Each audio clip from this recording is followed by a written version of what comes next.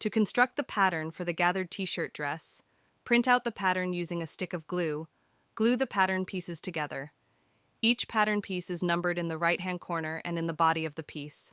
The grid lines show where the pattern stops and starts. The grid is 1 centimeter square and acts as a guide, which you can measure to check that you've printed out the size correctly. The gathered dress has 15 sections, which must be glued in 5 columns by 3 rows.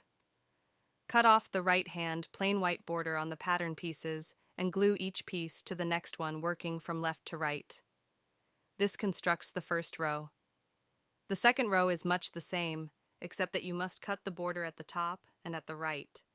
The second row must be glued to the bottom of the first row and the third row to the bottom of the second row. Once all the rows and columns are together, you can cut off the excess white border around the grid.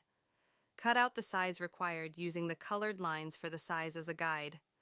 The bodice is in one section, as is the pocket.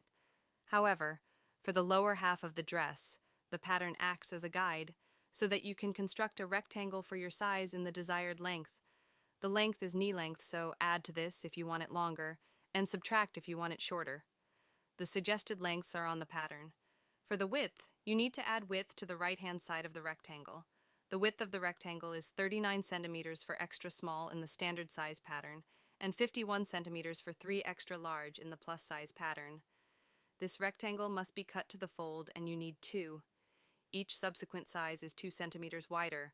The rectangle is not printed in entirety because it would be a massive waste of paper, time, and effort.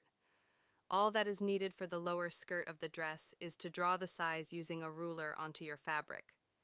An illustrated guide is in the instructions.